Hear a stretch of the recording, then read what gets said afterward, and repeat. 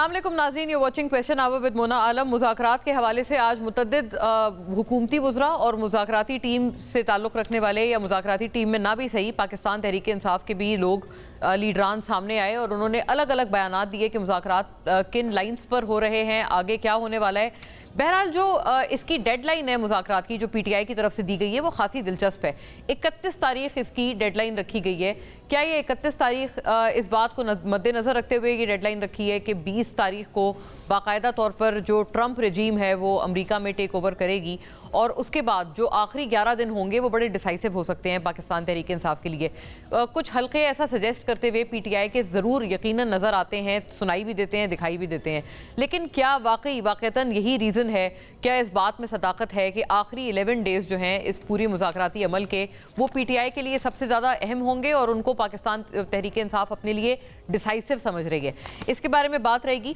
फिर दूसरा नाज़रीन, गवर्नमेंट के एतबार से भी ये बात करने की ज़रूर हम कोशिश करेंगे कि हुकूमत, हमने कल भी इसके ऊपर बहरहाल बात की थी कि वाकई क्या PMLN इस कदर एक मफाहमती और कौमी नज़रिया रखती है एज अ पार्टी कि उन्होंने कहा है कि हम इनको इंगेज करेंगे और मुज़ाकरात के अलावा कोई रास्ता नहीं है।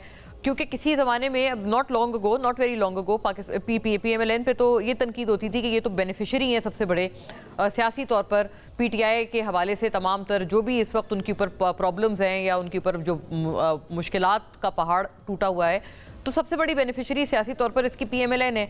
उनके ऊपर ये तनकीद होती थी। क्या PMLN ये तमाम तर तनकीद को डिफाई करती हुई अब एक बहुत बड़ी कौमी पार्टी के तौर पर सियासी तौर पर उभर रही है? ये सवाल करेंगे। या फिर ये कि अभी भी PMLN में कुछ ऐसी बातें हैं जिनकी पर्दादारी रखी जा रही है या जिनको खुलकर बयान पार्टी की तरफ से भी नहीं किया जा रहा है। शायद उसकी तरफ इशारा करते हुए आज ख्वाजा साद रफीक साहब नजर आए जो कि अपनी पार्टी पर अक्सर और बेशतर हम देखते रहते हैं कि ट्विटर या फॉर्मर ट्विटर या प्रेजेंट डे X के ज़रिए तनकीद भी करते रहते हैं, उनको अच्छे मशवरे भी देते नज़र आते हैं कि क्या करना चाहिए और किस सिमत में जाना चाहिए मामलात को। आज उन्होंने ज़रा बरमला होकर इसका एक मरतबा फिर मैं समझूंगी कि इजहार किया है। बहरहाल मुज़ाकराती कामयाबी या नाकामी, इसके हवाले से जो अभी तक के बयानात जो आज मुतअद्दिद लोग बयानात देते हुए नजर आए हैं उनके ऊपर नज़र दौड़ाते चलते हैं। मुज़ाकरात की कामयाबी या नाकामी की जिम्मेदारी हुकूमत पर आयद होगी। बानी मुज़ाकरात में अपने लिए कोई गुंजाइश नहीं ढूंढ रहे, यानी बानी PTI कोई गुंजाइश नहीं ढूंढ रहे। शिबली फराज साहब ने यह कहा है। वज़ीर आज़म के मुशीर राना सनाउल्लाह साहब ने कहा है कि हुकूमत खुलूस नीयत से मुज़ाकरात की कामयाबी चाहती है। मुज़ाकरात करने वालों में नवाज शरीफ, आसिफ जरदारी और बानी PTI का नाम भी होना चाहिए। ख्वाजा आसिफ ने कहा, ताकत की पोजीशन में कोई मुज़ाकरात करता है तो उसके खुलूस पर शक नहीं किया जा सकता। गुज़िश्ता 15 रोज़ में ऐसा क्या हुआ कि PTI मुज़ाकरात पर आमादा हो गई? ये सवाल भी उठाएंगे आज। स्पीकर कौमी असम्बली अयाज सादिक ने कहा कि जिस जमात ने पौने 4 साल बात करने के लिए इनकार किया, उन्होंने मुझसे अपील की। तलखियां अपनी जगह लेकिन बातचीत ज़रूरी है। PTI दौर में हमारे प्रोडक्शन ऑर्डर तक जारी नहीं होते थे।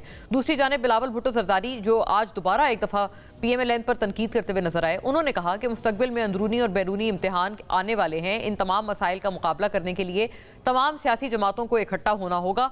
कुछ लोग तमाम मुल्की मफाद को परे रख कर हर किस्म के सौदेबाजी के लिए तैयार होते हैं। ऐसे लोगों को सिर्फ इस्लामाबाद में कुर्सी पर बैठने का शौक होता है। सियासी कठपुतलियां मुल्क के एटमी असासों पर सौदा करने को भी तैयार रहती हैं। बिलावल भुट्टो ने वफाकी हुकूमत को भी तनकीद का निशाना बनाया और कहा कि हुकूमत ने पीपल्स पार्टी से किए वादे पूरे नहीं किए हैं। नून लीग के पास इतनी अक्सरियत नहीं कि एकतरफा फैसले कर सके। और जिस बयान की बात आज ख्वाजा साद रफीक के बयान की बात हो रही थी वो बहरहाल मैं during the course of program सुनाऊंगी ताकि PMLN हमें उसको थोड़ा सा और बेहतर समझने में मदद दे। और ख्वाजा आसिफ साहब के सवाल का जवाब भी ढूंढने की आज कोशिश करेंगे कि 15 रोज़ के दौरान ऐसा क्या हुआ कि PTI मुज़ाकरात पर आमादा हो गई, जहाँ पर हुकूमत का एक सियासी बेनिफिशरी होना एक हकीकत है, एक मैटर ऑफ फैक्ट है। वहीं दूसरा मैटर ऑफ फैक्ट PTI के हवाले से भी यकीनन ये है कि PTI ने इससे पहले कहा था कि हमने तो मुज़ाकरात के दरवाजे बंद कर दिए हैं। और ये जो ट्रांजिशन हुआ है या ये जो चेंज ओवर हुआ है, यहाँ पर PTI पोजीशन ऑफ स्ट्रेंथ में है वाकई या फिर कोई वीकनेस है जिसकी वजह से इस वक्त PTI अपने आप को समझती है कि मुज़ाकरात के अलावा और कोई चारा नहीं है, तो इसलिए अब चुपचाप इनके साथ बैठने में ही हमारी भलाई है। इसके ऊपर भी बात रहेगी और तमाम तरह सवालात के जवाब ढूंढेंगे। पारा चिनार में होने वाली बदकिस्मत जो एक दहशतगर्दी की लहर है उसके ऊपर से भी और ज़्यादा पुख्ता आवाज़ें उठ रही हैं, वो वहाँ पर भी थोड़ी सी बात करने की आज कोशिश रहेगी। स्टूडियोज़ में हमारे साथ तशरीफ़ फरमाए जनाब अत्तर काज़मी आमतर मामले पर बात करने के लिए। मायानाज सहाफ़ी हैं, एंकर पर्सन है, वेरी वार्म वेलकम आपको। इख्तियार वली साहब नाजरीन तर्जुमान हैं PMLN गवर्नमेंट के, अपनी पार्टी की बखूबी तर्जुमानी करते हैं। आज हमारे साथ भी इंशाल्लाह इस हवाले से आपसे बातचीत रहेगी, आपकी रहनुमाई हमारे साथ रहेगी। बहुत शुक्रिया वली साहब आपकी मौजूदगी का। ब्रिगेडियर हारिस नवाज साहब नाजरीन दिफाई तजियाकार तमाम तर मामले पे अपने बेबाक तजिए तबसरे के साथ मौजूद हैं। आपसे हम जानेंगे कि जो कल की प्रेस कॉन्फ्रेंस है PTI के लिए अमिडस्ट द नेगोशिएशन प्रोसेस क्या प्रॉब्लम्स बढ़ गई हैं, तो वेरी वार्म वेलकम। और इम्तियाज़ गुल साहब नाजरीन सीनियर तजियाकार तमाम तर मामले पे, एक बहुत लर्नड ओपिनियन हमारे साथ है और ख़ास तौर पर ये जो बैरूनी एंगलिंग है पूरी बात की वो भी हम बेहतर जानने की कोशिश करेंगे इम्तियाज़ साहब से। Very warm welcome sir. Athar साहब आपसे बात का आगाज़ करती हूँ, कौन मजबूर है, हुकूमत मजबूर है या PTI मजबूर है कि ये 15 दिन के अंदर अंदर मान गए, इनको कोई अपनी आगे कुछ अपने सर पे आने वाली तलवार नज़र आ रही है कि अब हम गए आगे आने वाले दिनों में? देखिए हालात का जबर है, दोनों तरफ से इस तरह की बातें होती रही कि बातचीत नहीं होगी। हुकूमत भी कहती थी कि जब तक ये माफ़ी नहीं मांगेंगे इनसे किसी किस्म की बात नहीं होगी। हाँ। और तहरीक इंसाफ वाले भी कहते थे कि ये तो खटपुतली हैं। लेकिन यकीनन कुछ ना कुछ ऐसा हुआ है कि दोनों तरफ से लोग इकट्ठे हुए हैं, कोई बातें हुई हैं और एक मुज़ाकरात तो वो हैं जो आपको नज़र आ रहे हैं। और ये भी कहा जा रहा है कि बैकग्राउंड में भी राब्ते हो रहे हैं, तहरीक इंसाफ को अप्रोच किया जा रहा है, मैसेजिंग हो रही है। तो मुझे ये लगता है यानी एस्टेब्लिशमेंट वाले मुज़ाकरात, जो ये मुज़ाकराती कमेटियों से आगे वाली कहानी है। आगे वाली कहानी। और ये मुज़ाकराती कमेटी में बैठी भी एक शख्सियत ने मुझे कहा कि मुज़ाकरात तो और भी हो रहे हैं। तो मैंने उनसे पूछा और कहाँ पे हो रहे हैं, उन्होंने कहा जी इससे ज्यादा हम आपको नहीं बता सकते। अब वो जो खराब हो जाएंगे खराब हो जाएंगे। लेकिन एक और जो बात मुझे बताई, उन्होंने कहा कि ये 2 दिन पहले की बात है, मैं मारिया मेमन से भी बात कर रहा था पहले, कि उन्होंने बताया कि अगले 1-2 दिन के अंदर आप देखेंगे कि कुछ हुकूमती वज़रा जो हैं वो मुज़ाकरात को सबूटाज करने के लिए मुख्तलिफ बयानात देना शुरू हो जाएंगे। और इसलिए कि हुकूमत के अंदर एक फैक्शन ऐसा है जो नहीं चाहता कि चीज़ों को आगे बढ़ाया जाए। तो मैंने कहा वैसे तो आपकी तरफ से, दूसरी तरफ से भी बहुत सारे ऐसे लोग हैं जो मुख्तलिफ बयानात देते हैं। तो मुझे लगता है कि एंगेजमेंट हो रही है और दोनों का शायद इसमें वो राज़ी ना हो, लेकिन किसी न किसी तरफ चीज़ों को ले जाने के लिए, और जिस तरह के हालात अब बन गए और जो इंटरनेशनल आपने चीज़ों का भी जिक्र किया, आलमी सतह पे जो कुछ हो रहा है उसको मद्देनज़र रखते हुए हर कोई जो है चाहता है कि वो मैक्सिमम। नहीं, उन्होंने तो गवर्नमेंट ने नहीं कहा हम तो कोई डिक्टेशन नहीं लेंगे, आलमी सतह पे तो जो होता है होता रहे, हमें कोई परवाह ही नहीं है। ये कौन से, ये वही गवर्नमेंट है जो कहती थी बेगर्स कांट बी चूजर्स। हमारे तो वेंटिलेटर वहाँ पे शहबाज साहब का प्रेजेंट डे प्राइम मिनिस्टर का बयान है, हमारे तो वेंटिलेटर वहाँ पे लगे हुए। और क्यों इन्होंने एब्सोल्युटली नॉट कह दिया, तो वो हुकूमत कितना प्रेशर लेती है या नहीं लेती वो उससे तो हमारी तारीख भरी पड़ी है। इधर जिसकी भी हुकूमत रही है उसने जो इतना प्रेशर लिया है उसके पूरी यहाँ पे पता है, हमने अपने मुल्क में जो जंगें लड़ी, जो कुछ किया 80s की दिहाई से आप देख लें। क्या अतर साहब आपके ख्याल है, आपका आप इस बात को जस्टिफाई करेंगे कि इमरान खान साहब की वाहिद हुकूमत थी जिसने प्रेशर नहीं लिया, या फिर उन पे जो उनके तनकीद करने वाले उनके क्रिटिक्स हैं वो कहते हैं कि ये तो सबसे ज्यादा कॉम्प्रोमाइज्ड थे? नहीं, मुझे नहीं पता कि उन्होंने कितना प्रेशर लिया है या नहीं लिया, लेकिन उस तरह उनके ऊपर उन दिनों में एक आधी बात हुई थी कि आप CIA को यहाँ पे कोई अड्डे वगैरह दें और बेसिस वगैरह की जो बात थी उसके ऊपर वो राजी नहीं थे। एब्सोल्युटली नॉट वाली जो उन्होंने बात की, उसके अलावा अगर कोई चीज़ें थी जिसको उन्होंने माना। देखिए एंड ऑफ द डे हम दुनिया से कट के तो नहीं रह सकते ना, खुदा ना खास्ता हमारे कोई जाराना अज़ाइम तो है नहीं है कि हमने किसी से लड़ाई करनी है तो कुछ ले कुछ दे, ये अब सफारती सतह पे होता है। तो वो उस तरह के मामलात हर हुकूमत में चलते रहते हैं। अब जो लेकिन आपको कोई ऐसा सच कोई कॉम्प्रोमाइजिंग पोजीशन नहीं नजर आती कि जो PTI ने अपने गवर्नमेंट में किसी मामले पे कोई कॉम्प्रोमाइज हिट किया हो किसी बैन-ए-अक़वामी? देखें बहुत सारी चीजें होती हैं जिनका हो सकता है हमें 10 साल बाद। तालिबान के रिपैट्रिएशन को लेकर उन पे बहुत तनकीद होती है ना। कोई तालिबान की रिपैट्रिएशन तो देखें वो तो उस वक्त की जो सारी इंतजामिया थी उनका फैसला था, बल्कि उसमें तो नून लीग वालों को भी ब्रीफिंग दी गई, पीपल्स पार्टी वालों को भी दी गई, और उसमें जो फौजी क़यादत ने आके असेंबली में दी। आज ये कहना कि वो इमरान खान साहब का सिर्फ फैसला था, तो मेरा नहीं ख्याल, इसलिए कि उसके अगर आप देखें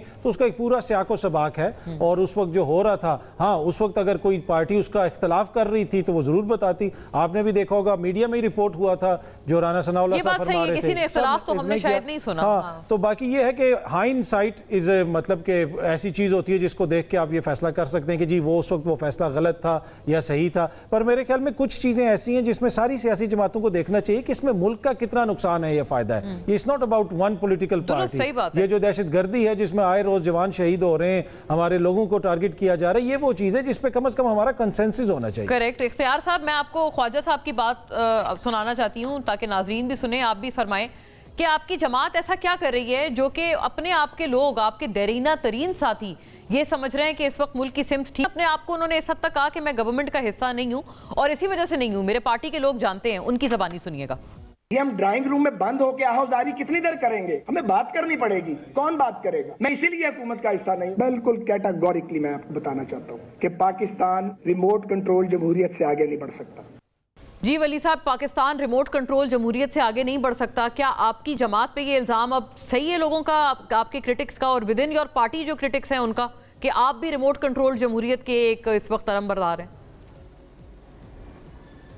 बिस्मिल्लाहिर्रहमानिर्रहीम, बहुत शुक्रिया मौला। देखिए, साद रफीक साहब जो है तो मेरे स्टूडेंट फेडरेशन के और फिर उसके बाद यूथ विंग के हम कोलीग्स हैं, हम साथी हैं। मैं उनको बहुत बेहतर तरीके से जानता हूँ। जिस उसमें आप तनाजुर में उनका ये बयान आप पेश कर रहे हैं, ये इस तरह भी बिल्कुल नहीं है। वो जो कह रहे हैं कि बंद कमरों में ड्राइंग रूम में बैठकर कब तक रोना रोएंगे, इसका ये मतलब भी नहीं है। ये इशारा उनका इमरान खान की तरफ भी है कि इमरान खान को ये बात हमने बता दी थी और समझा दी थी। मेरी आज ख्वाजा साद रफीक साहब से बात भी हुई है थोड़ी देर पहले। ये बात उसको बता दी गई थी कि जिस इस्टेब्लिशमेंट को हम जमहूरियत से, पार्लियामेंट से बहुत दूर छोड़कर आ गए थे, आप दोबारा उनको हाथ से पकड़कर पार्लियामेंट में घुसा कर ले गए। इसमें उन्होंने तमाम पॉलिटिकल पार्टीज को और मुल्क की तमाम जमातों को मोरद इल्जाम ठहराया है कि इसमें कोई शक नहीं है कि मसाइल जब मुल्क के होते हैं, जब कौमी क़ियादत नहीं बैठती तो छोटे से छोटे मसला जो होता है उसका हुजम और उसका साइज बढ़ता जाता है, वो बढ़ता जाता है और बढ़ता जाता है। लेकिन जब कदावर शख्सियात बैठ जाते हैं तो बड़े से बड़े मसाइल जो है वो छोटे से छोटे बन जाते हैं और उनका हल निकल आता है। मसला यहाँ से पैदा होता है कि इमरान खान जब हुकूमत में थे तो भी उनका यही रवैया था, उससे पहले जब वो अपोजिशन में थे तो भी उनका यही रवैया था, और आज जब वो जेल में है तब भी उनका यही रवैया है कि इनके साथ नहीं बैठना, इनके साथ नहीं बैठना, आज भी यही रवैया चोर है, वो भी चोर है। आपकी मतलब आपके तो अक्सर साथी वली साहब ये कहते हैं कि ये तो अभी इस वक्त मिन्ते तरलों पर आए हुए हैं, आप कह रहे हैं कि वो अभी भी आपके साथ ना बैठने को तैयार हैं, तो फिर तो वो जीत गए ना, वो तो फिर ज्यादा अच्छे लग रहे हैं। आपको करने लगा तब नहीं, मैं आपको आप जीत और हार का अगर आपने अपने शो में फैसला करना है आप जरूर कीजिए। मैं तो तबसरा कर रहा हूँ और आपको जितनी मेरे पास बेस्ट नॉलेज है वो आपके साथ शेयर कर रहा हूँ कि वहां पर इमरान खान साहब जो है वो पहले कहते होते थे कि मैंने अगर बात करनी है तो मैंने आर्मी चीफ से करनी, मैंने बात करनी है तो मैंने डीजीआई से करनी है। जब उनको ये पता लग गया और उसमें 6, 7, 8 महीने गुजर गए और उन्होंने बार बार उनकी इस डिमांड को टर्न डाउन किया तो उनको समझ आ गई है एटलीस्ट कि मुझे अगर बात करनी है या कोई मुझे अपने पास बिठाएगा तो वो पॉलिटिकल पार्टीज हैं, अब वो हमारे पास आए। अच्छा। तो हमने उनको बैठने की जगह भी दे दी है, उनकी जमात को भी बिठा दिया है, तो हमारी बात गलत भी नहीं। अगर हमने ये कहा था कि माफी मांग ले, अतर काज़मी साहब ने कहा ना कि उनसे शर्त रखी जाती थी कि माफी मांग ले। देखें, दो चीजें बड़ी ऑब्वियस और क्लियर हैं। अगर 9 मई से पहले इमरान खान ने यह बयान ना दिया होता कि मुझे पकड़ेंगे तो मैं आपके लिए और खतरनाक हो जाऊं, मुझे पकड़ेंगे तो फिर आपको बहुत बुरी तरह भुगतना होगा, 26 नवंबर पे आ जाए तो 26 नवंबर की शहादतों से पहले पेशावर से बुशरा बीबी के चलने के वक्त जो अल जिहाद के नारे लगे थे वो क्या थे, जो इमरान खान ने कहा था कि ये मेरी रेड लाइन और ये मेरी डेड लाइन, तो उसके बाद ही फिर शहादतें हुई हैं। तो आप अगर ये काम करेंगे तो आपको कोई ये भी ना कहे कि आप माफी मांग लें। आप मुल्क के साथ खेलते हैं, जब भी आपका एहतजाज होता है 10-15 बंदे तो आप यूं खा जाते हैं। तो आपसे अगर माफी मांगने को कोई कहे तो आप क्या अभी भी माफी से मशरूत कर रहे हैं? जरा कैटेगोरिकली बता दें, फिर मैं आगे बढ़ूं ताकि इम्तियाज साहब से पूछूं। नहीं, देखें, अब दो चीजें इस वक्त वक्त चल रही है। हमने इनको ये बोला कि अपने मुज़ाकरात जो है उसको अनकंडीशनल रखें। मुज़ाकरात के वक्त कभी भी ये नहीं हो सकता एक तरफ आप थ्रेटन करें गवर्नमेंट को कि मैं सिविल नाफरमानी भी करूंगा, दूसरी तरफ आप मुज़ाकरात की मेज पर भी बैठेंगे। इस तरह नहीं होता। One, if you are coming to the table of dialogue, you have to announce for the troops withdrawal. आपको सिपाहियों फौज को 2 कदम पीछे हटने को कहना होगा। यानी सिविल नाफरमानी की कॉल वापस लेनी पड़ती है उनको, ये बात आपकी बिल्कुल खैर वैलिड है। मीडिया को अपनी सोशल मीडिया काबू करें, अखलाक का दायरा बता दे कि कौन ठीक हो गया, उसे दायरे में रहते हुए आपने बात कर ली है। हाँ, तो आप यानी आप मशरूत वाली बात पे आपने खैर बहरहाल कोई बात कैटेगोरिकली नहीं की कि आप लोग मशरूत नहीं कर रहे हैं गालिबन किसी माफी से, आप लोग अनकंडीशनल अपने मुज़ाकरात इनके साथ आगे बढ़ा रहे हैं। कंडीशनल और अनकंडीशनल की तो बात ही नहीं है, इंसान में खुद भी इतनी समझ बूझ हो जानी चाहिए कि जो चीजें जिसपे मुझसे पूरी कौम और सारी पॉलिटिकल, अब ये जितनी पॉलिटिकल पार्टीज हैं, ये कोई मतलब ये तो नहीं है ना कि ये और एस्टेब्लिशमेंट भी बशमूल पॉलिटिकल पार्टीज के आप कह रहे हैं ना उनको खुद समझदारी का मुजाहरा करके कि जो लोग जिस बिना पे मुझसे नाराज हैं खुद ही माफी मांग लेनी चाहिए। क्या होगा देखें, आपके पास असल में वक्त नहीं है, वरना मैं तो बड़ा अच्छा ऑप्शन ये भी दे दूं कि इमरान खान को सबसे पहले अनाउंस करना चाहिए कि चार्टर ऑफ डेमोक्रेसी का हिस्सा बने, जो अच्छा रहता है हिस्सा उसकी कंप्लीशन में मदद करे, उसमें आए, खुद को पॉलिटिकल पार्टी करे।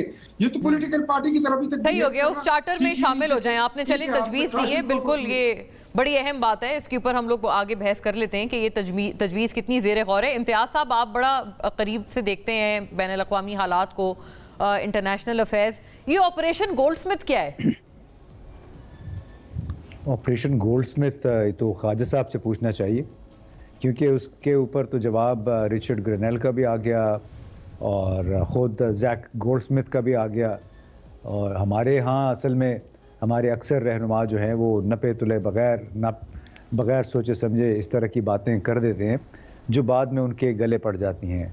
तो ये ख्वाजा साहब ने ही दो चार मकामात पे ये बात की कि वो ऑपरेशन गोल्डस्मिथ के रिक्रूट हैं, यानी वो ये समझते हैं कि अमेरिका में भी सियासतदान बिल्कुल ऐसे ही बिक जाता है पैसों की खातिर जैसे पाकिस्तान में बिकता है। वहाँ पे ज़रूर वो पैसा लेते हैं, पैसा ज़ाहिर है पैसे के बगैर तो उनकी इलेक्शन कैंपेन नहीं चलती है, लेकिन उस पर शराइत उनकी अपनी होती हैं। वो ये नहीं हो सकता कि आप पैसे लेके फिर स्याह को सफ़ेद और सफ़ेद को स्याह कहना शुरू कर दें। तो हमारे तो आजकल हुकूमत का ये हाल हो गया है कि जो इन्होंने अपने हाथ से कानून साजी की है, चाहे उसका ताल्लुक़ अदलिया से है, चाहे आर्मी से है, चाहे बुनियादी हुकूक इंसानी से है, उसमें कोई भी जमहूरियत पसंद इंसान पार्लियामेंटेरियन उन शराइत को नहीं मानेगा जो कि इन लोगों ने मान के और उसके ऊपर फिर बाकायदा दस्तखत भी किए हैं। बड़ी एक छोटी सी मिसाल मैं देता हूँ कि वज़ीर आज़म ने ये बात भी कबूल की हुई है कि सेंट्रल सिलेक्शन बोर्ड जो बड़े अफसरों के ग्रेड 19-20 प्रमोशंस के ग्रेड्स की प्रमोशंस करता है, तो उसमें उन्होंने मान लिया कि जी ISI और IB इंटेलिजेंस ब्यूरो जो रिपोर्टें देंगे तो सिलेक्शन बोर्ड उसका पाबंद होगा।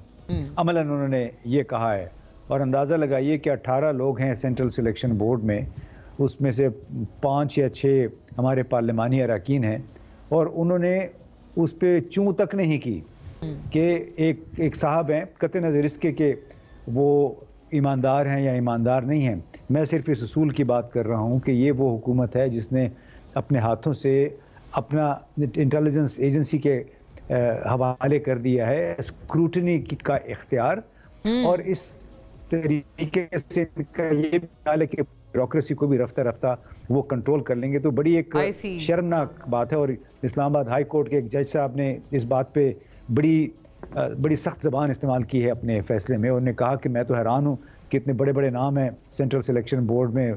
उन्होंने सलीम मांडवीवाला का नाम लिया, भूतानी साहब का नाम लिया जो बलूचिस्तान से हैं, और 3-4 नाम हैं। कहा कि इन लोगों ने तो एफिडेविट भी नहीं जमा कराया, और जब बाद में एफिडेविट जमा हो गए कि हाँ जी हमने ये रिपोर्ट रिकमेंडेशंस पढ़ी थी, तो उन्होंने कहा कि तमाम एफिडेविट्स की ज़बान एक ही थी, नहीं उसमें कामा नुक्ते की कोई गलती नहीं थी। तो ये जो लोग यहाँ पे इस वक्त जमहूरियत की बात करते हैं या हुकूक इंसानी की बात करते हैं, इनको थोड़ा सा सोचना चाहिए कि इस लेक्चरबाजी का कोई फायदा नहीं है। इम्तियाज साहब सिर्फ इतना जवाब जरूर इस पे फरमाइएगा, ये मौजूदा लोग तनकीद करते हैं कि ये खान साहब के हुकूमत का एक तसलसल है जिससे हमें मजबूरन आगे कंटिन्यू हमें करना पड़ रहा है, क्योंकि वो ये जो ताबे होना खुफिया एजेंसीज के, ये खान साहब ने ही रिवायत डाली है जो कि जिसका वो एतराफ़ गालिबन खुद भी कर चुके हैं कि उनको असेंबली मैनेज करने में कोई मदद दी जाती थी फॉर्मर DGI फैज़ हमीद साहब की तरफ से। अच्छा, आप दो मुख्तलिफ बातों को मिक्सअप कर रही हैं ना। उनको सेनेट चेयरमैन का इलेक्शन था, फिर उसमें सेनेट ही के हवाले से यूसुफ रज़ा गिलानी का इलेक्शन था, उसमें तो बाकायदा PTI ने अपना किरदार अदा किया। लेकिन जो बात मैं कर रहा हूँ वो ये है कि आप किस मुंह से यहाँ पे जमहूरियत की और जमहूरी अक़दार की या पार्लिमानी अक़दार की बात कर रहे हैं, जब आपने अपने हाथ से साइन कर दिए हैं मिलिट्री एक्ट में, आर्मी एक्ट जो है 1951 का, या इस तरह के दूसरे कवानीन हैं जिनका ताल्लुक सरकारी अफसरान की प्रमोशंस के साथ है। तो ये अभी तो बड़ी सतही सी बहस लगती है। हम तो अपना वक्त इस पे ज़ाया करते हैं कि पाकिस्तान में जमहूरी इदारे हैं, जमहूरी इदारों की तो ऐसी तैसी करती है, उनकी तो कोई हैसियत ही नहीं है। ये इस स्टेटस पे, इस स्टेट ऑफ अफेयर्स पे ब्रिगेडियर साहब, योर गुड व्यूज प्लीज, आप फरमाइएगा। ये खुफिया एजेंसीज के ताबे होना, प्रमोशंस और ब्यूरोक्रेट्स को उनके ताबे करना, हुकूमत की तरफ से ये बहुत बड़े कॉम्प्रोमाइज की नज़र से ये देखा जा रहा है। मोजेस जजेस तक इसके ऊपर सीखपा हैं, वो भी बोल पड़े हैं। आप फरमाइएगा। और ये जो कल की DG ISPR की प्रेस टॉक थी, इस पर भी बताएं कि ये अब क्या मजीद प्रेशराइज हो गई है PTI, पाकिस्तान तहरीक इंसाफ, या कुछ उसको और आप समझे एक सख्त पैगाम के तौर पर PTI को इसको समझना चाहिए कि हमें इस्टेब्लिशमेंट की तरफ से एक और सख्त पैगाम आ गया है, वो भी तब जब मुज़ाकरात अंडरवे हैं। देखें, बात ये है मोना के, एक तो ये याद रखेंगे जो सिक्योरिटी क्लियरेंस है ना ब्यूरोक्रेट्स की, ये इंटर सर्विस इंटेलिजेंस जो है, they working all the time, इसलिए कि जब इनकी रिपोर्ट जाती है, एनुअल रिपोर्ट जाती है, उससे पहले सिक्योरिटी क्लियरेंस होती है, एंड वो होनी भी चाहिए। इट्स नॉट ओनली IB, लेकिन इंटेलिजेंस ISI भी करती है और बड़ी कैंडिड रिपोर्ट करती है कि किस ऑफिसर ने, अगर कोई, I am not blaming anyone, कि किसने करप्शन की, प्रॉपर फैक्ट्स एंड फिगर्स के साथ देते हैं। And then they don't recommend anything, they just inform कि जी ये इसका पास्ट इंटेलिजेंस रिकॉर्ड है क्लियरेंस का, कि ये कहाँ पर कॉम्प्रोमाइज थे, कहाँ इन्होंने कोई गलत काम किया है, और इनमें ये ऑपरेट है अगली प्रमोशन के लिए, ये हमारा इनका क्राइटेरिया जो भी होगा, they put up the record, then it is up to the selection board कि वो उनको करते हैं या उसको रूल आउट कर देते हैं। ये हमेशा से होता रहा, अब भी हो रहा है, पहले भी होता रहा, और ये होना भी चाहिए। आई फील ऑनेस्टली कि दैट इज हाउ ये आपके कुछ ऑफिसर जो इनमें इन्वॉल्व होते हैं वो बाद में प्रमोट नहीं होते। There are police officers, I know, there are some bureaucrats जो बाकी जेन्युइनली तौर पर प्रमोट नहीं किए गए because of these reasons. Number 2 जो बात है, देखें जो DG ISPR ने बात की है उसमें उन्होंने बड़ी क्लियर बात की है कि देखें ये जो थे ना 9 मई के इंसिडेंट्स, दे वांटेड कि इन्होंने जिनका प्रॉपर प्रोसिक्यूशन एक्शनेबल एविडेंस मौजूद थी, जो क्लियर कट केसेस थे, उन कम्युनिटी कोर्ट से लिया, 85 जो थे, और उसके बाद इनको सजा, और जो ग्रीवेंसेस हो, जिसके भी ग्रेविटी ऑफेंस है उस हिसाब से पनिशमेंट मिली है। बट एक जो प्रोपेगेंडा चला हुआ है ना कि जी ये पाकिस्तान के आइन के खिलाफ है, ये जो ये पाकिस्तान की आइन कानून में है। Number 2, supreme court of Pakistan इसको अलाउ किया कि पनिशमेंट अनाउंस करते हैं। नंबर ये दुनिया में भी, और सेकंड ये कि इसके बाद थर्ड ये है कि देखिए इंसाफ के तकादे सारे पूरे थे। फर्क मैं बार लोगों को इतना ज्यादा पता नहीं है कि मिलिट्री एक तो बात ये है कि एक्यूज को पूरा हक है कि अपनी मर्जी का डिफेंस लॉयर ले, जितने गवाह पेश करने सफाई के करे, अपने बार क्रॉस एग्जामिनेशन करना है वो भी करें। वो कहते हैं ब्रिगेडियर साहब उसमें तो चार्जशीट भी सही से नहीं आती सामने, बंदे को इल्जामात ही पता नहीं चलते कि क्या है मेरे ऊपर।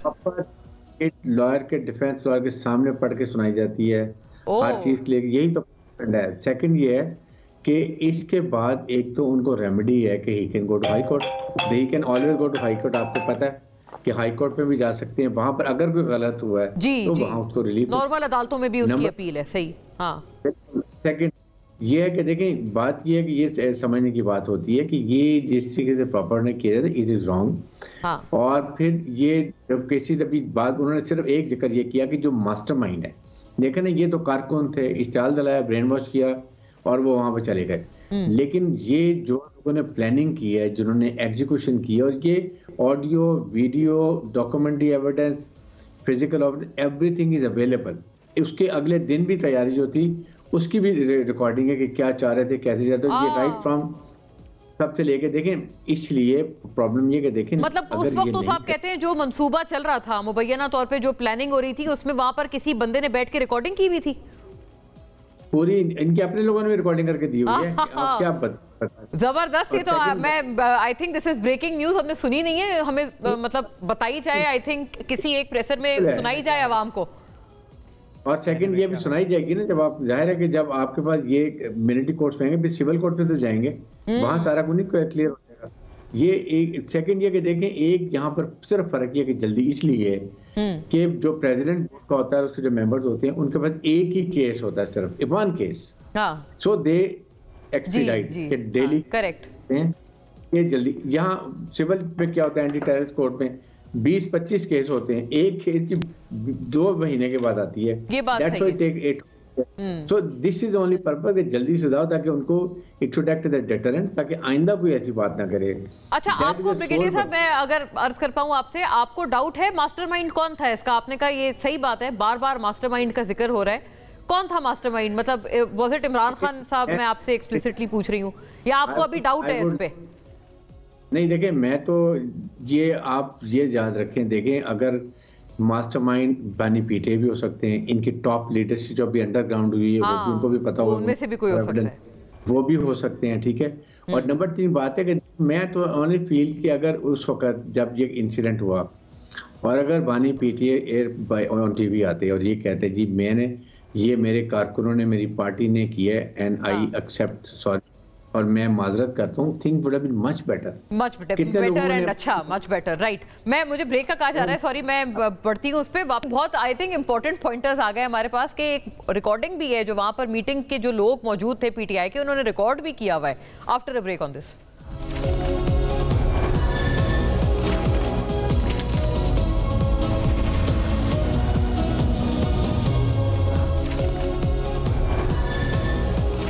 जी वेलकम बैक नाजरीन।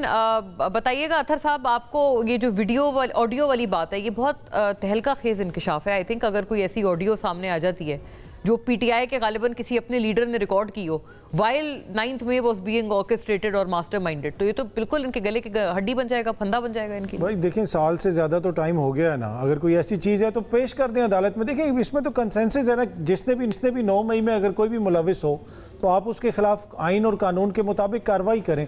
होता क्या है, कोई कानून तोड़ता है तो रियासत उससे बदला नहीं लेती, इसलिए कि रियासत की जो मॉरल अथॉरिटी होती है वो आइन और कानून होता है। आइन और कानून तोड़ने वाले के खिलाफ आप आइन और कानून के तहत कार्रवाई करते हैं। अगर ये कहा जाए कि जी बदला लिया जाएगा, माफ़ी मांगी जाए, नहीं, माफ़ी क्यों मांगी जाए? जो जिसने जुर्म किया है, ये कोई पंचायत तो है नहीं है कि माफ़ी मांग के आप चले जाएं। जो भी उसमें मुलविस है उसको वो सज़ा दी जाए।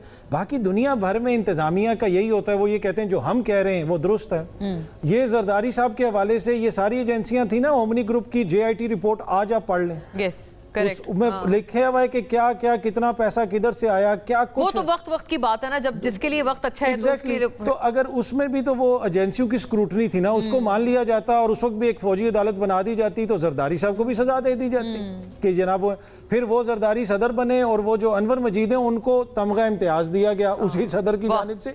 मतलब कि मतलब जिस तरह यहाँ पे अच्छा दिस है कि इसमें डिफरेंस ये है कि बाकी मामलात कोई फिजिकल अटैक के नहीं है। जी। करप्शन हो गई, फाइनेंशियल करप्शन हो गई, मतलब वो कहते हैं उनकी ग्रेविटी फिर भी इसके मवाजने में कम महसूस होती है। ये तो फिजिकल अटैक था, जो उसमें मुलविस है, जिस तरह मैंने कहा ना, शायद ही पूरे पाकिस्तान में कोई भी बंदा उसके ऊपर इख्तलाफ करे कि जी। वो भी ब्रिगेडियर साहब ने एक प्रेपोजिशन दी थी ना, कहते हैं अगर उन्होंने उस वक्त जब ये हो रहा था 9 मई, खान साहब ने बयान दिया था कि अगर आप मुझे जेल अभी मजीद रखेंगे मेरी जमानत के बावजूद, तो आपके साथ वो दोबारा होगा जो अभी बाहर हो रहा है। अच्छा, मुझे नहीं पता कि किस मौके पे उन्होंने अगर कोई बयान दिया है तो वीडियो चला दे, हुकूमत दिखा दे प्रेस कॉन्फ्रेंस में कि उन्होंने ऐसी बात की थी। 9 मई को तो इमरान खान गैर कानूनी हिरासत में थे, और ये मैं नहीं कह रहा, ये मुल्क की सुप्रीम कोर्ट का फैसला था। उन्होंने लिखा कि उनको गैर कानूनी तौर पे इस्लामाबाद हाई कोर्ट से गिरफ्तार किया गया, तो वो तो उस वक्त हिरासत में थे। बाकी अगर हुकूमत के पास कोई सबूत है, प्रोसिक्यूशन के पास कोई सबूत है, तो जरूर पेश करें और प्रोसिक्यूट करें। कोई भी बंदा मावराए आइन काम करेगा तो उसके खिलाफ कार्रवाई होनी चाहिए। ये अच्छा, ये बड़ा फेयर एंड स्क्वायर है। इम्तियाज साहब, आपका क्या ख्याल है? अभी बताया ब्रिगेडियर साहब ने कि क्या रीजंस हैं जिस वजह से ये सिक्योरिटी क्लियरेंस बड़ी जरूरी हो जाती है, क्योंकि कोई एक गलत ट्रैक रिकॉर्ड का शख्स प्रमोट ना हो, इसके लिए बहुत जरूरी है। और वो कहते हैं कोई नई चीज नहीं है, इससे पहले भी होती रही है। देखिए, ब्रिगेडियर साहब की अपनी मजबूरियां होंगी जो वो इस बात को जस्टिफाई कर रहे हैं। और दूसरी बात यह है जो बार बार बात होती है कि शरपसंद थे, इन्होंने रियासत को चैलेंज किया।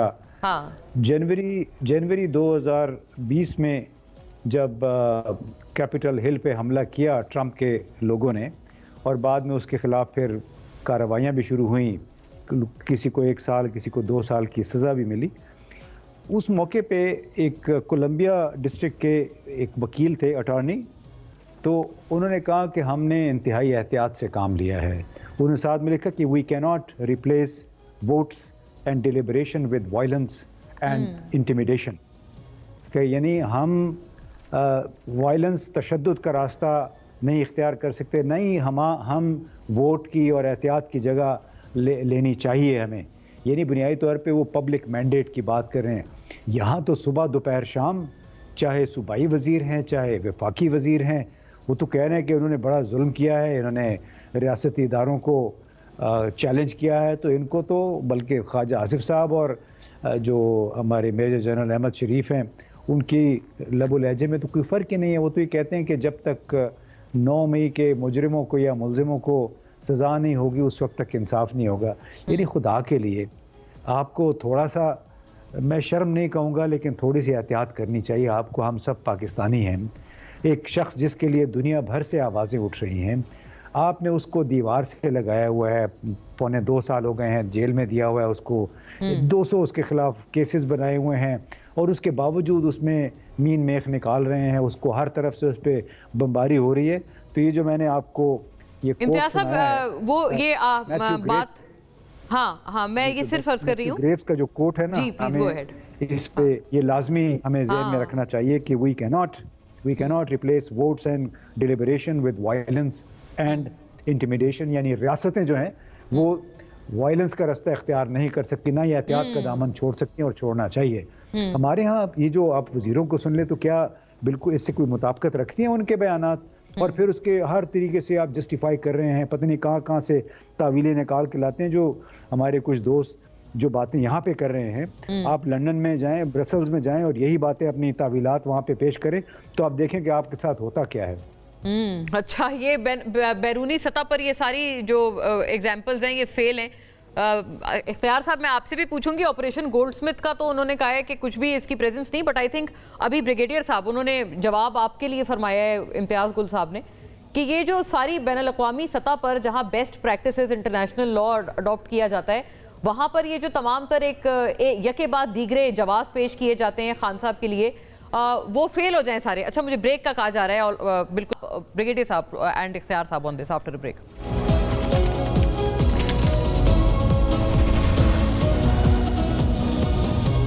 जी वेलकम बैक नाजरीन। ब्रिगेडियर साहब, आपसे मैं अर्ज करी थी ब्रेक से पहले, आप फरमाइएगा। अभी कई सारी बातें हुई हैं, आई होप आपको इनिशियल एक जो सवाल था ब्रेक से कबल वो याद है। देखें, बात यह है कि हमें ये समझना चाहिए कि इसमें दोनों साइडों को बिल्कुल कॉन्फिडेंस बिल्डिंग मेजर्स के तौर पे कोई प्रोवोकेटिव स्टेटमेंट नहीं देनी। आज जो ख्वाजा रफीक की जो बरसी के ऊपर जो बातें होती रही हैं, कुछ चीज़ें थी जो क्रिएट करती हैं, ना पीटीए की तरफ से ना उनकी तरफ से बिल्कुल ऐसी बात नहीं होनी चाहिए। नंबर 2, सेकंड, हुकूमत ने भी आप समझते हैं कुछ गलत बयान दे दिए आज वो ख्वाजा साहब के वालिद की बरसी के मौके पे? चाहिए आपको सेकंड है कि हुकूमत की रिस्पॉन्सिबिलिटी है to create a dialogue, encourage करें डायलॉग को, ताकि पॉलिटिकल स्टेबिलिटी आए। ये हुकूमत की जिम्मेदारी सबसे बड़ी, तभी तो इकोनॉमिक स्टेबिलिटी आएगी। करेक्ट। नंबर 2 के बाद यहाँ पर दोनों पार्टियों के पास कम से कम इतनी पावर दोनों लीडरशिप को देनी चाहिए, एक रेड लाइन कर लेंगे, यहाँ तक आप वहाँ पर डिसाइड कर लें। फॉर इंस्टेंस, दोनों तरफ के कुछ party leader PTA can say कि जी हम अभी अननेसेसरी इस्लामाबाद की तरफ मार्च नहीं करेंगे, अगर तो हम एक जगह पर जलसा करेंगे और प्रॉपर तरीके से जो जगह मिलेगी हम वहाँ करेंगे, they have all the right. Violence की बात नहीं करेंगे। नंबर 2, प्रोवोकेटिव स्टेटमेंट नहीं देंगे। नंबर 3, हम आपकी सोशल मीडिया पे जितना अर्सा हमारी डायलॉग चल रही है, वी विल ट्राई कि उसको हम कंट्रोल करें और अननेसेसरी बिटरनेस क्रिएट ना करें। अगेन फोर्थ जो भी देखिए, आई रिकॉल शायद मरियम साहिबा जब जमानत वगैरह हुई थी ना उनकी, ब्रिगेडियर साहब आपको भी याद होगा, उस वक्त उनका भी ट्विटर वो काफी खामोश हो गया था खान साहब के दौरे हुकूमत में। तो सेकंड, इसी तरह गवर्नमेंट कैन से कि ओके हम आपको जलसे की इजाजत देंगे, एक जगह रीजनेबल बेहतर जगह देंगे जहां आप अपने इजहार जो मर्जी करें। हम आपके लोगों को अननेसेसरी जो ये FIR जिनकी 144 में पकड़ा हुआ है या माइनर केसेस में पकड़ा, हम उनको सपोर्ट करेंगे, उनको हम रिलीज कर देंगे। उससे ये होगा कि कम से कम कहीं ना कहीं गिव एंड टेक और अच्छा माहौल पैदा हो जाएगा। ठीक है, तो इससे ये होगा कि आपका साजगार होगा डिस्कशन के लिए। If we are sincere, let me tell you honestly, this is a time, ये बड़ी अच्छी अपॉर्चुनिटी है। PTA ने इसलिए एक्सेप्ट की है, PTA is now on a bit weaker wicket. अगर 24 नवंबर को आप जब वो चाह रहे थे कि आप शंगानी में आ जाएं, बात करें, तो छोड़ भी दिया। देवर सम इंडिकेटर के हो सकता है कि बानी पीटी को भी रिलीफ मिल सकती थी। आई सी, अच्छा। आप उस वक्त करते तो आप बेहतर निगोशिएट, आप जब भी इम्तियाज जो हैं ये बहुत माशाल्लाह, I have lot of respect for him, जब भी हम निगोशिएट करते हैं you negotiate from a strength, आपके पास स्ट्रॉन्ग होने चाहिए। ये अभी government is certainly on better position में है और आप वीक विकेट के ऊपर हैं। मतलब आप कह रहे हैं कि वीक विकेट है PTI का, हुकूमत की पोजीशन रिलेटिवली मुस्तहकम है। 20 नवंबर के बाद देखे ना, आपने जो कुछ करना था कर दिया। अब लोग एग्जॉस्टेड हैं, लोगों का मोरल डाउन हो चुका है, इतने लोग पकड़े, उनको कवाली वारिस नहीं है, तो ये चीजें आपके अगेंस्ट आती है ना। इसलिए अगर उस वक्त होते तो आप कहते हैं लेकिन कोई प्रेशर तो नहीं है ब्रिगेडियर साहब, ये प्रेशर को कहते हैं, जो प्रेशर वाला मामला है ना, बैनुल अक़वामी प्रेशर और ट्रंप रेजीम का चेंज ओवर, PTI या PTI के चंद लोग चले ऐसे कह देती हूँ, वो समझते हैं ये तो बहुत बड़ा ट्रंप कार्ड है उनके पास। ये गलत। देखें, मिस्टर ट्रंप जो है ना अभी आएंगे 20 जनवरी को, उनके बाद दुनिया में और बहुत काम है करने के लिए। सबसे बड़ा मसला मिडिल ईस्ट का है, तो वो होगा अपनी हर एक की सोच है, they want to draw advantage, I do agree with that. But Pakistan को देखें, हमें अपने मुल्क में we should behave like a strong nuclear Islamic state, जो हम आज तक बिहेव नहीं किया। ऑनेस्टली आई फील आप कहीं हमारा कानून है, हमारा ट्रंप साहब आएंगे, उनके पास और भी गम होंगे दुनिया में, इख्तियार वली साहब, लेकिन आप लोग क्यों ये ऑपरेशन गोल्डस्मिथ और ये वाली बातें करके ऑलरेडी पंगे ले रहे हैं उस आने वाली इनकमिंग रिजीम से? अभी अत्तर साहब ने पहले बताया था, ये आप ही लोग नहीं थे जो कहते थे बेगर्स कांट बी चूजर्स? अत्तर साहब ने जो बात की, मैं उस पर, और जो इम्तियाज साहब ने बात की, मैं उस पर जरूर कमेंट करना चाहूंगा। अत्तर साहब को चाहिए था कि ये जरा मतलब अगर थोड़े से तनकीद किया ना उतार के, तो ये इसका हवाला भी दे सकते थे कि मुस्लिम लीग नून एक हिस्ट्री को कैरी करती है, जब उन्होंने इंडिया के 5 एटमी धमाकों के बदले 6 धमाके कर दिए थे। और आपको पता है कि हमने अमेरिका का प्रेशर किस तरह सस्टेन किया था। And I am the one जिन्होंने इस मौके को विटनेस किया था जब प्रेसिडेंट क्लिंटन की कॉल्स पे कॉल्स आ रही थी PM हाउस, और उसको नहीं सुना जा रहा था वजीर आजम नवाज शरीफ की तरफ से। तो कोई अच्छी बात जो बड़ी वाली है उसको उठा के किया करें, तो मेरे ख्याल में वो ज्यादा बेहतर होता है।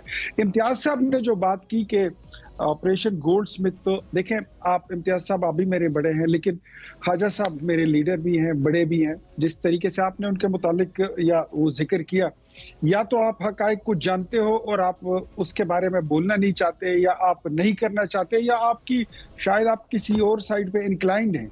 लेकिन ऑपरेशन गोल्डस्मिथ जो है उसकी अपनी साइड एक हिस्ट्री भी है, वो हकीकत भी पे भी मबनी है। आप खुद भी देख सकते हैं, एब्सोल्युटली नॉट के नारे को हमने यूं देखा। साहब मैं सॉरी टाइम थोड़ा कम है, मैं आपसे सिर्फ इसके सवाल ये अर्ज करना चाहती हूँ कि अगर इसके इन बयानात के बदले आप अभी भी आप फरमा रहे हैं कि ये सारी ऑपरेशन गोल्डस्मिथ, ये इल्जामात आपके सारे दुरुस्त हैं, अगर कोई अमेरिका ने आपको कोई टफ टाइम दिया या कुछ हुआ, तो अभी तो आने वाली है वो ट्रंप रेजीम, आप तैयार हैं फिर टफ टाइम के लिए? हम तो हर वक्त तैयार रहते हैं। हमारी तो ये तारीख है, हम हिस्ट्री हमारी कि हमने हर किस्म का प्रेशर सस्टेन किया है और कर सकने की सलाहियत रखते हैं। हम कोई पहली बार हुकूमत में तो नहीं आए हैं, ना कोई हम तजर्बे PMLN भाई सलाहियत रखती है प्रेशर सस्टेन करने की। ये करे या वो करे। आखिरी one liner and I will wind up जी। एक बात मैं बताऊं कि ख्वाजा आसिफ साहब जो है ना, उनके मुतालिक आप बात कर रहे हैं, तो उन्होंने भी दुनिया देखी और उनकी एक बहुत बड़ी कंट्रीब्यूशन है। ब्रिगेडियर साहब आपकी भी होगी, लेकिन ख्वाजा आसिफ की इस मुल्क के लिए, इस मुल्क की जमहूरियत के लिए, डेमोक्रेसी के लिए और इसकी तरक्की इख्तियार वली साहब ने दुरुस्त फरमाया। ख्वाजा आसिफ साहब ने जो ट्रेन का इंजन था वो भी उन्होंने ईजाद किया था। मसला ये है कि इस मुल्क में हमें सियासी पारा नीचे ले जाने की और बहस का म्यार थोड़ा सा ऊपर लेके जाने की जरूरत है। ये ऑपरेशन गोल्डस्मिथ, ये हजाम की दुकान पे तो बैठ के बात हो सकती है, आलमी सतह पे नहीं। वक्त इतना ही था। Thank you to everyone. अल्लाह हाफिज।